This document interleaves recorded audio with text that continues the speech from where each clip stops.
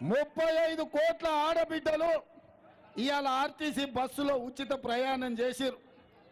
ఇవాళ 40 లక్షల కుటుంబాలు 500 రూపాయలకే సిలిండర్ తీసుకుంటున్నారు. ఇవాళ దాదాపుగా 50 లక్షల కుటుంబాలు 200 యూనిట్ల వరకు జీరో బిల్లు ద్వారా ఒక్క పైసా కట్టకుండా ఇవాళ ఉచిత కరెంటు పొందుతున్నారు. ఇవాళ లక్షలాది కుటుంబాలు రాజీవ్ ఆరోగ్యశ్రీ పథకం ద్వారా ఈరోజు 10 లక్షల రూపాయలు వాళ్ళు లబ్ధి పొందుతున్నారు.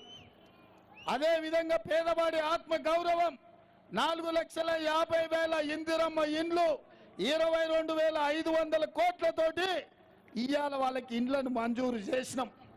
ఇదే కాదు 3 నెలల్లో 30,000 మంది నిరుద్యోగ యువకులకు ఉద్యోగ అవకాశాలు ఎల్బీ స్టేడియంలో వాళ్ళ కుటుంబాలందరినీ పిలిపించి వాళ్ళ తల్లిదండ్రుల సమక్షంలో వాళ్ళ పిల్లలకు ఉద్యోగ నియామకాలు చేపట్టినాం. ఇవాళ బీసీ జనాభా లెక్కలేసి బీసీలు ఎంతమంది ఉన్నారో వాళ్ళకంత రిజర్వేషన్లు ఇవ్వాలి, బీసీలు ఎంతమంది ఉన్నారో వాళ్ళకన్ని నిధులు ఇవ్వాలి అని ఇవాళ వాళ్ళ జనాభా లెక్కగట్టమని మంత్రివర్గంలో ఆమోదించి అసెంబ్లీలో పాస్ చేసి ఇవాళ నిధులు కేటాయించిన. ఇవన్నీ నీకు కనిపిస్తలేవా రాజేందర్? ఇవాళ రాజేందర్ గారిని ఒకటే మాట్లాడగదలుచుకున్నా.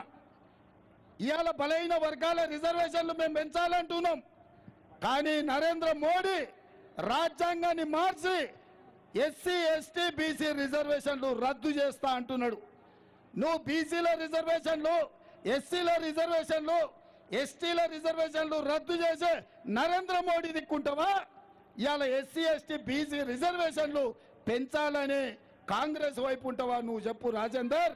ఇవాళ నువ్వు నీ పదవి తప్ప, నీ పైసలు తప్ప, నీ పరపతి తప్ప తెలంగాణ ప్రజలు నీకు పట్టరు రాజేందర్. అందుకే మిత్రులారా, ఈ రాజేందర్ ఎవరో కాదు. అంగి మార్చి ఉండొచ్చు, రంగు మార్చి ఉండొచ్చు, వేషం మార్చి ఉండొచ్చు, ఊరు మార్చి ఉండొచ్చు, కానీ ఏ వేషంలో వచ్చినా, ఏ రూపంలో వచ్చినా, ఎన్ని బైరూపు వేషాలు వేసినా మా ఉప్పల్ ప్రజలు గుర్తుపడతారు. దూరంగా ఉండంగానే చూడంగానే గుర్తుపడతారు. అందుకే మిత్రులారా, ఇవాళ కాంగ్రెస్ పార్టీకి అండగా నిలబడండి. మీ ప్రాంతాన్ని అభివృద్ధి చేసే బాధ్యత నాది. మన తమ్ముడు పరమేశ్వర్ ఎమ్మెల్యే గెలిపించుంటే మీ సమస్యల మీద అసెంబ్లీలో మాట్లాడేటోడు, నా దగ్గరికి సమస్యలు తీసుకొచ్చేటోడు. కానీ ఇవాళ దురదృష్టవశాత్తు మన అసెంబ్లీలో గెలవలే. అందుకే ఈసారి